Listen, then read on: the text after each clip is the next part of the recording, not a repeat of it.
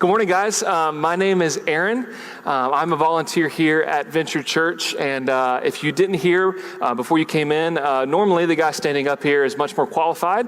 His name is Chris. He is our pastor here, but he is with his son on a camping trip with the Boy Scouts and just having a great time.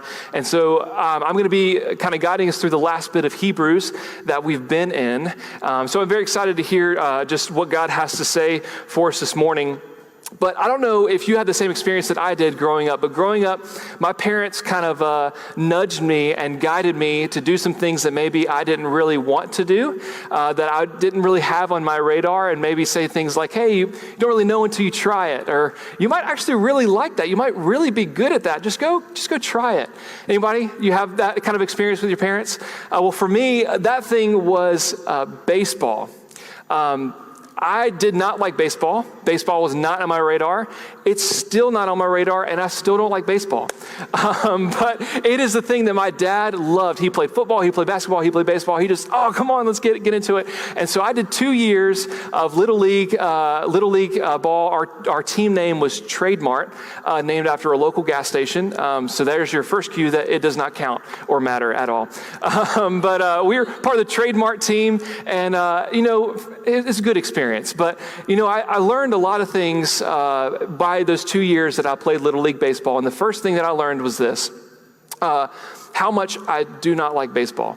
That was the first thing that I learned. No, I'm just kidding. This guy's like, man, he hates baseball. What's going on?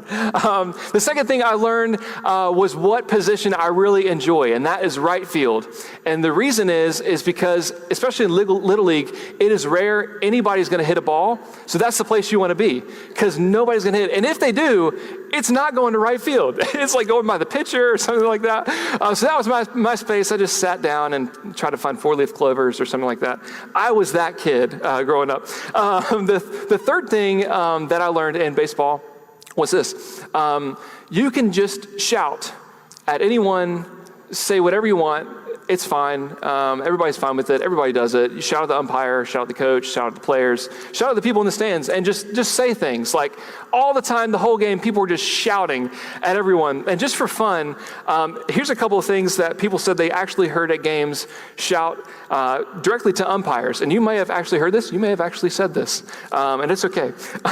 This is one thing said to umpires. Come on, ump. That ball was so far outside, I had a hat and a coat on.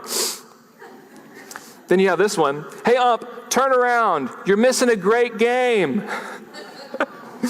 Hey, ump, you couldn't call a cab. This is my favorite one that I saw.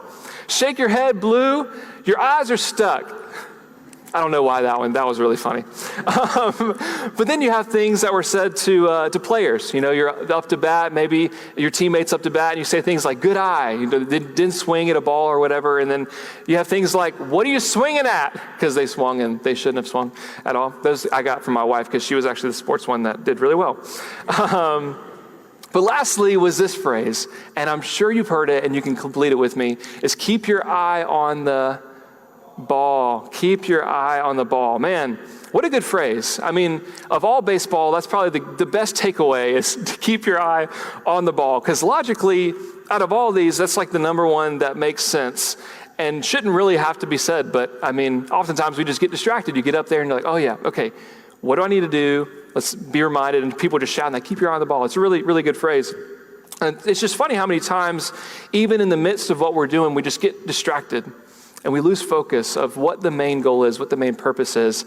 And this even happens in just normal day-to-day life. If you're like me, you could walk downstairs and in 5 seconds forget why you walked downstairs. Then you go to the pantry and you open it up and you're like, was it to get chips? Maybe, oh, there's some good chips. And you grab it and you go back up and you sit down and you have your wife look at you like, did you get the cup of water that we were going to get? I'm like, that's what it was. Okay, and you go back downstairs, like just 5 seconds to get distracted. Our culture is so distracted, and you may not be that distracted like me, but overall, over the time period of the earth, our generation, our culture, United States, earth right now, is the most distracted culture in the entire world, in the entire history of the universe. So let's face it, I don't know you, maybe I don't know you directly, but I do know this about you, that sometimes we get distracted and we forget. And it's not maybe just in the little things, like what am I supposed to get when I go downstairs? But maybe sometimes it's a little bit bigger things, and you forget why we're here in this room, or why we're here in the city. Why do we move here? Why we're parenting this way, why we're married, why we're single, why we're dating him, why we're not dating her, why we're going to school, why we're working, why we're resting. We forget why we're staying, why we're going.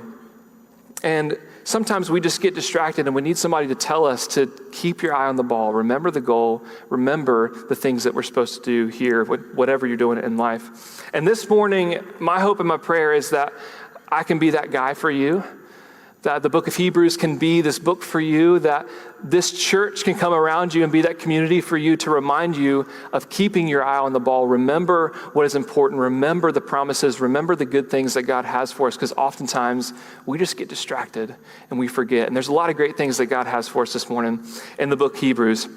So, you with me? You ready? Let's do it. Let's get it. Let's dive back into the last part of the book of Hebrews. Let's start in the end of chapter 10. If you have a Bible, go ahead and pull there. If you don't, there are some great Bibles over there, the NIV selection. If you don't own a good readable version of the Bible, we always want to make sure everybody has a good version. I know there's great apps, but sometimes it's good just to have a good just paperback or a hardback to look at and not be distracted by.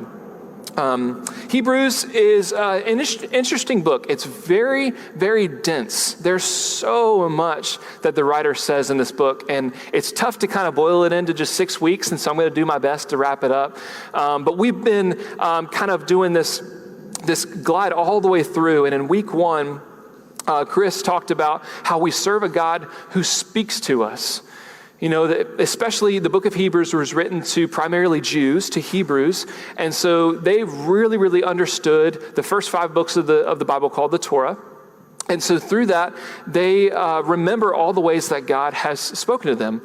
And so the main arc that this argument that the writer of Hebrews is saying is, hey, we have a God that speaks to us. There's gods out there that don't. There's gods out there that are different, but God speaks to us. We talked a little bit about training wheels and how they're an excellent tool, but they're not the goal. You don't want to ride a bike with training wheels as an adult. You want to kick them off and maybe go over some hills or something like that if you're into that kind of thing. But it challenges us to be a new type of people in a new type of way. Week 2, we talked about through chapters 1 and 2 of Hebrews that God communicated to us through angels. He sent messengers. He sent these angels down to communicate his message and his purpose. But now, the difference is, the writer of Hebrews is saying, is now he communicates through Jesus, through his son. And he continues on with that argument again. If you weren't here throughout this or haven't read Hebrews, I highly recommend you take the time to read it. It's so good, and it really helps you understand not only what we're about to read today, but also just help internalize how good and unique our God really is. Week 3, we talked about chapters 3 and 4, that God spoke to us through Moses and through the law. And it was complicated and different time, and God had a lot of rules and things, but Jesus, when he came down, he simplified the path. He funneled it down. No longer are all these laws you have to abide by, but the righteousness of Jesus that we live by, and live like Jesus in that way. Week 4, chapters 5 through 9, that God, in the past, again, we're looking all the ways God did talk to us. He talked to us through priests and through the temple system. And again, there was rules and regulations and things like we no longer do we have to go to Jerusalem to be in the presence of God. No longer is there this holy inner sanctuary where only the presence is and is shut off to everyone else. But now through Jesus' death and resurrection, we have access, direct access to the presence of God. And that's an incredible thing. It's a beautiful thing. Week 5, leading up to this week now, we talked about a hinge moment. That is just building up and building up and building up, and we're getting to this climax moment where the story hinges, the writer hinges on this principle that we have had a God who has spoken to us in all these different ways, but now there is Jesus. He has died, he has risen from the grave, he has ascended into heaven, and now what do we do with that? How do we live? And it's a very important piece for us to wrap up today. So he spends 10 chapters exploring that Jesus is greater than all that there is before him and all that there will be ahead of him, doing things that we cannot do for ourselves. So let's pick up at the end of chapter 10. We're going to be at verse 35. So chapter 10, verse 35. Here we go. So do not throw away your confidence. It will be richly rewarded. You need to persevere so that when you have done the will of God, you will receive what he has promised. And then he quotes two Old Testament prophets here. The first is Isaiah. Second is Habakkuk. He says this, "For in just a little while, he who is coming will come and will not delay. And but my righteous one will live by faith. And I take no pleasure in the one who shrinks back. But we," talking to the writer, the people again, his audience, the Hebrews, "but we do not belong to those who shrink back and are destroyed, but to those who have faith and are saved." So again, this is the hinge moment that we get into chapter 11. The writer is concluding that Jesus is who he says he is. He's accomplished what he was supposed to accomplish, but now we have a future hope in Jesus. But here's the hope. "For in just a little while, he who is coming," verse 37, "will come and will not delay." He's alluding to the return of Jesus, that we're in this middle moment in history. Jesus has come, he has died, he has ascended to heaven, and now we're in this part of history before Jesus returns, and this wonderful place. And what do we do with that? So with that, he ends in verse 39 saying, "But to those who have faith." What is to mark God's people in this time? How are we supposed to live? That mark is by faith.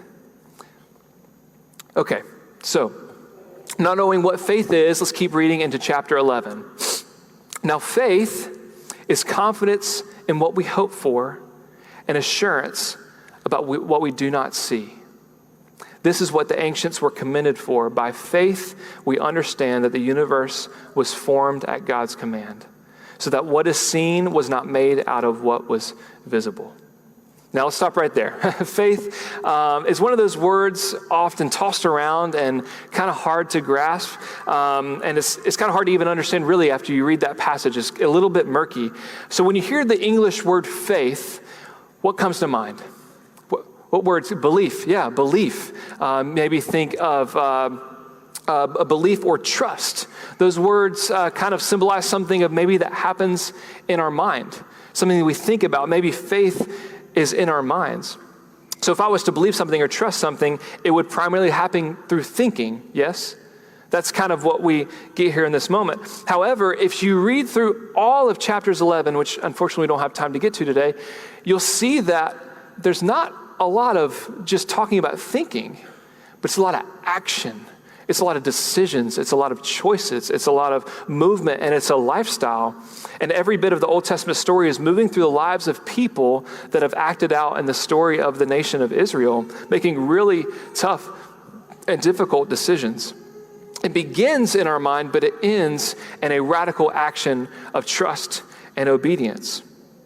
So, an interesting thing when kind of studying this passage to kind of help wrap around this concept of faith is to read in a different translation. I don't know if you guys have multiple or if you transition between multiple. I definitely encourage you to do that because each translation has its own take on what the Greek or Hebrew words mean. And so trying to translate into English from a different culture, a different time period, a different era, there's so many things to try to grasp to make it palpable for us to understand. And so this is one of the passages where it really helps to change translations. And so the translation of NLT or even the New King James, they both read like this. That same verse, Hebrews 11:1 says this in NLT or New King James.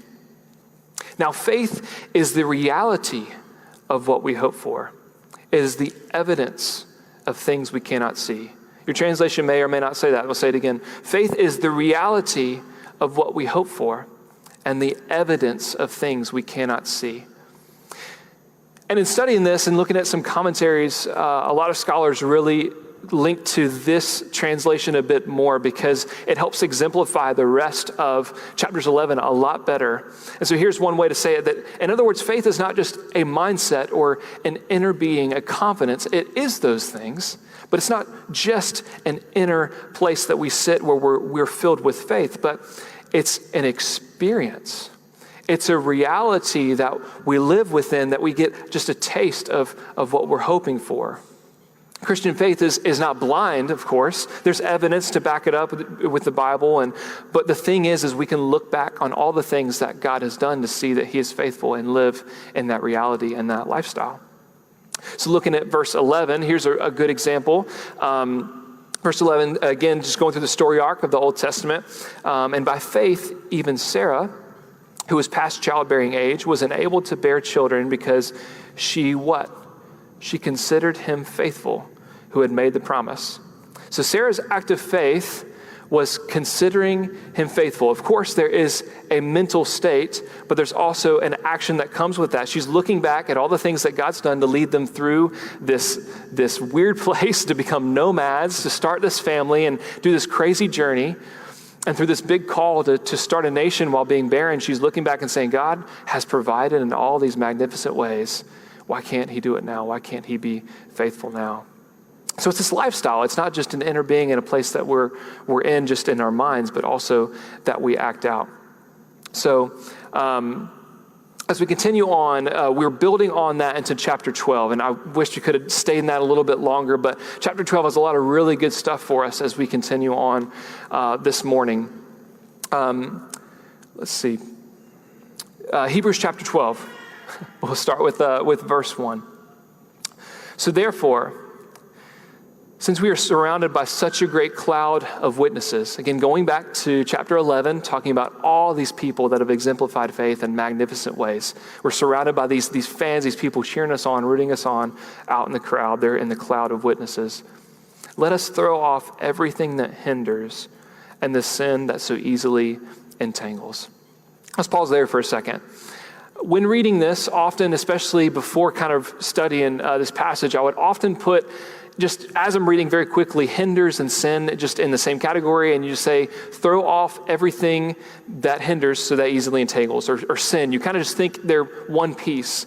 But the writer does something really good here that he splits it.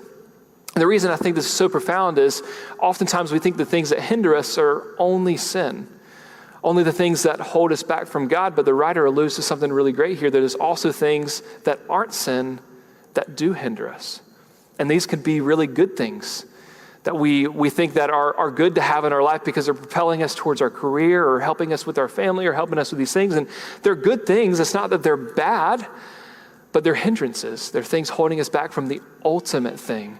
And so I love the phrase that often used is don't exchange good things for ultimate things. Let's think of the ultimate things and throw off those things that hinder us, that easily entangle us from the things that we need to run towards.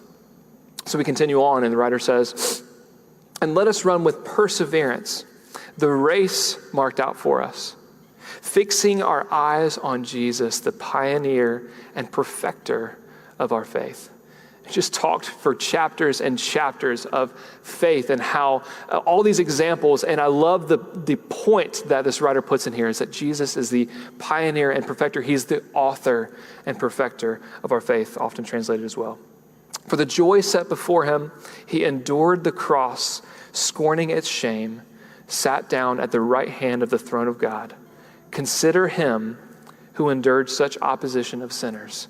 Love that phrasing, like Sarah, considered him faithful. Consider Jesus, who endured such opposition from sinners, so that you will not grow weary and lose heart. So faith happens in our mind. It results in an action of radical belief in that God is who he says he is. He will do the things that he will say he'd do. And in those times where it's tough, consider him who endured such oppositions. I've been doing a lot of listening to podcasts and commutes. Anybody like podcasts? Podcast people? Yep, nice.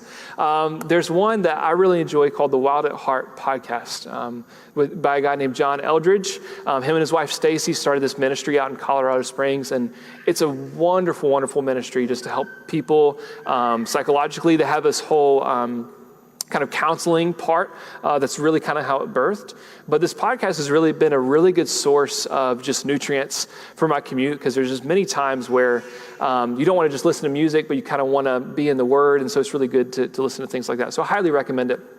But the past couple of months, they've been having a lot of talk about this this thing going on just in the country and in the world. And it's just a lot of fatigue. Mental fatigue. It's like a plague going around. And they've used this word a lot, which really resonated with me, is that everybody is low on reserves. That before the pandemic, I know we don't ever want to talk about the pandemic anymore, but before the pandemic, we had reserves. We had something inside of us that could push past some tough times, to get us through those moments. And you had these reserves to dig into when you didn't have the strength to endure. But post this pandemic, now that a lot of people are continuing to operate out of low reserves, that the bucket we used to pull from for that energy or that patience just isn't there. It's dry and it's weary. And so I don't know if you're like me, I found this a lot more apparent even just in these past couple of months, where things that used to not bother me, just like, it's like a tipping point where my patience level is just a little bit thinner. Or maybe you get home at the end of the day and you just are a little bit more exhausted than you normally are. Or you don't have the mental capacity to really make the decisions like you used to make. And I think if it's not for you, I think it is something common across just America right now, especially with everything going on in the world, that we're just getting hammered by all this media. And there's so many times where we just get fatigued. And I love this last verse to help us in those moments, that if you're there, the act of faith, I think, just encourage you is to consider him who endured such opposition from sinners, that you will not grow weary and lose heart. Consider Jesus. What a good thing to remember, to drop those things that may be good things that aren't the ultimate things. Remove those that easily entangle us. But all of that is easier said than done, for sure.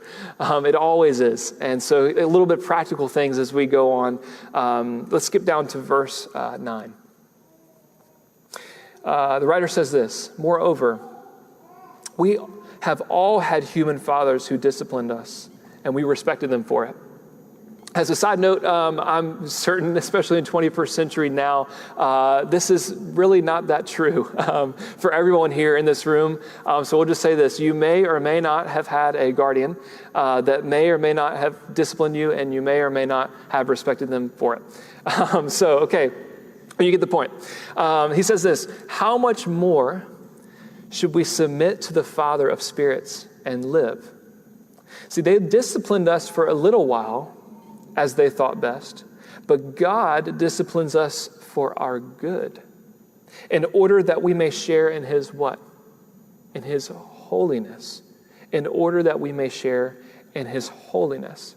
So it's not just our acts of faith towards God that are part of this journey. Again, the writer of Hebrews is talking about the lifestyle of God's people after the ascension of Jesus and before the return of Jesus, acts of faith. But also there's something that God's doing as well. He's disciplining us for our good in order that we may share in his holiness.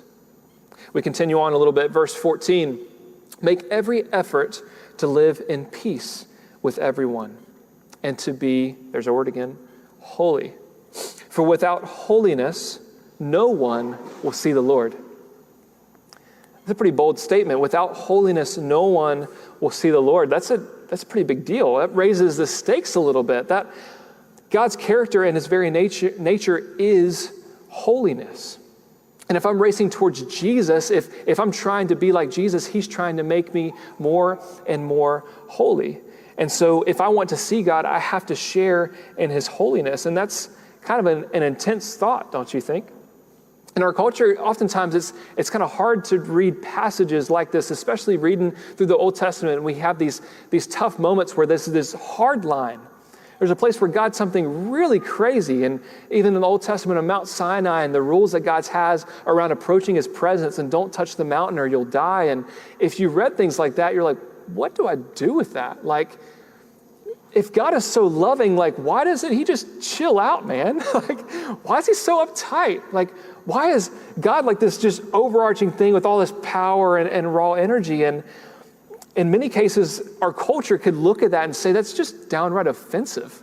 Like, why would God be in that way in his character? Why would we have boundaries like that? Why would God be so intolerant of us? Like, yeah, I messed up, but man, just get a break, you know?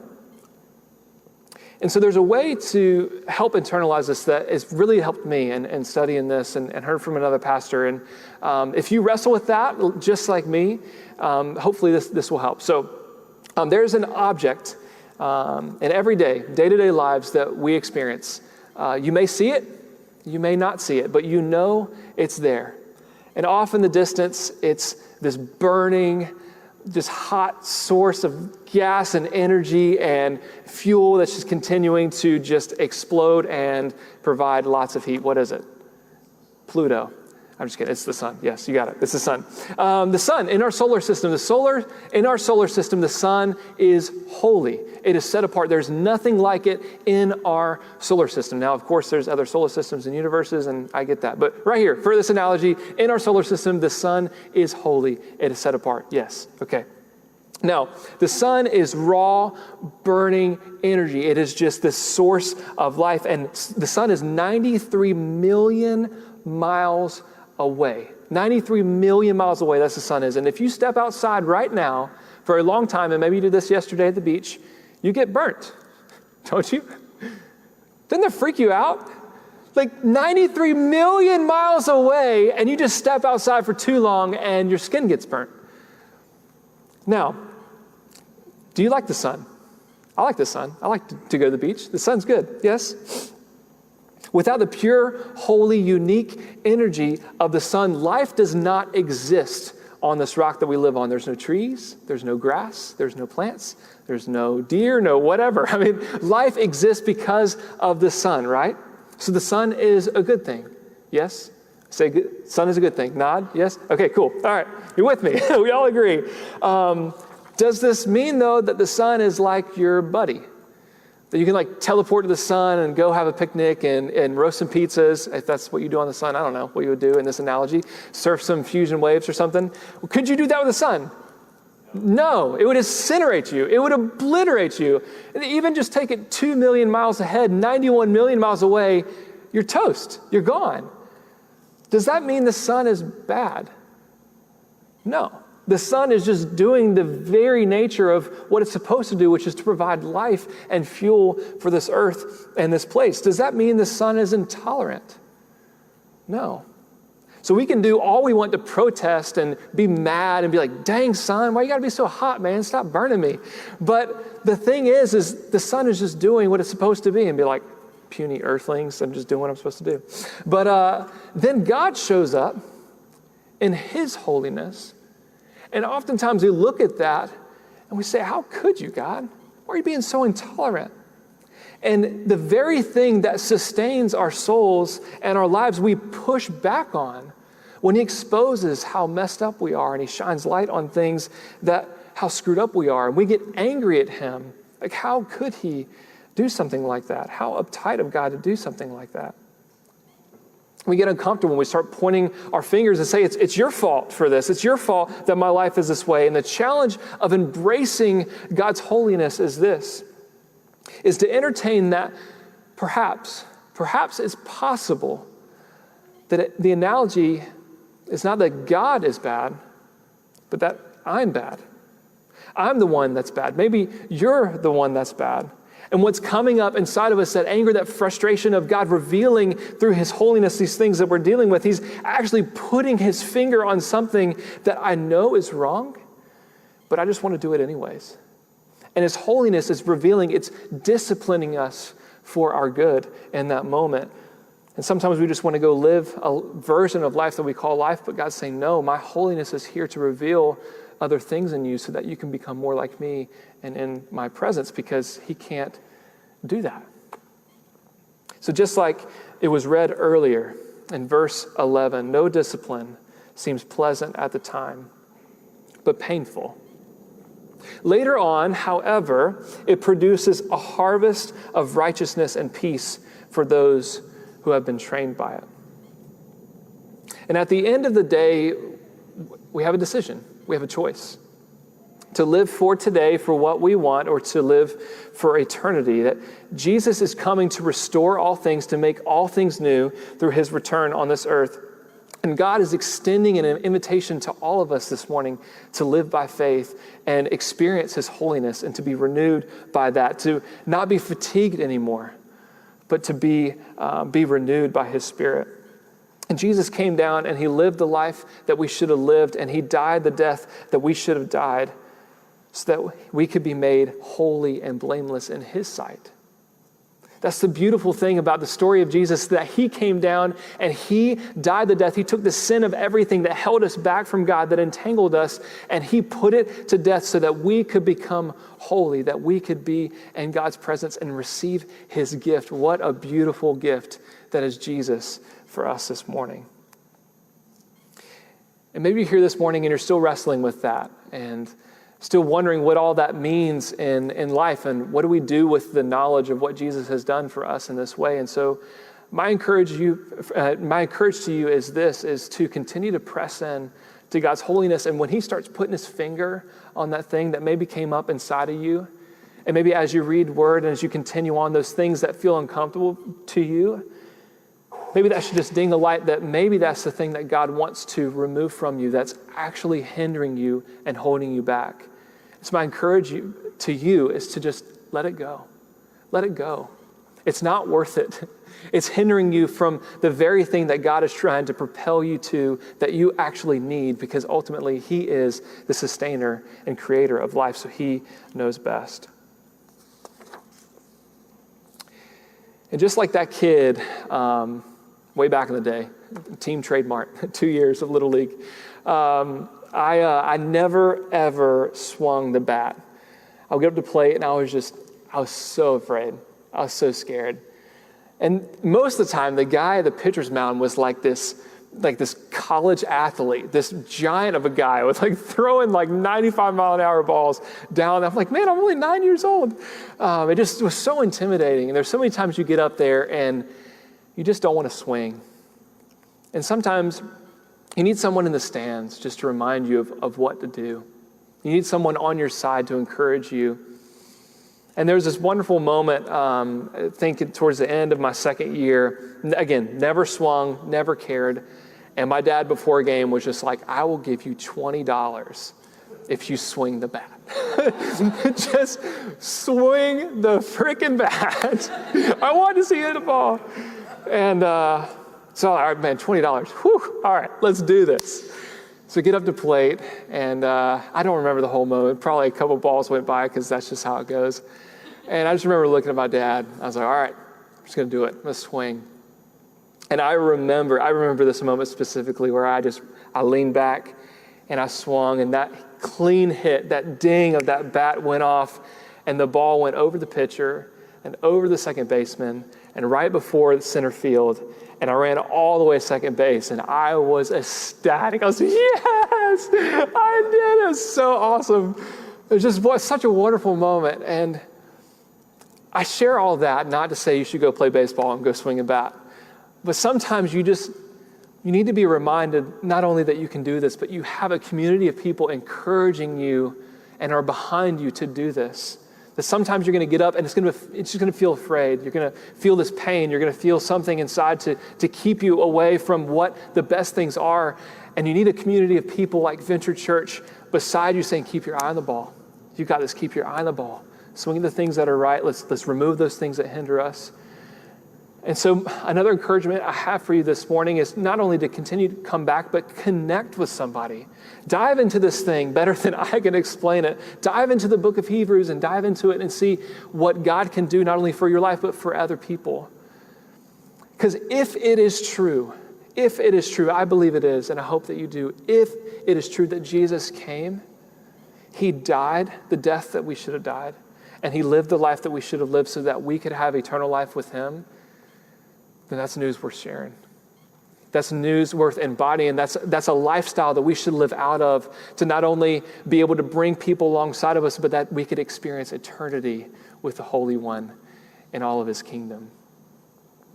I would love to pray for us this morning as we continue on with our time.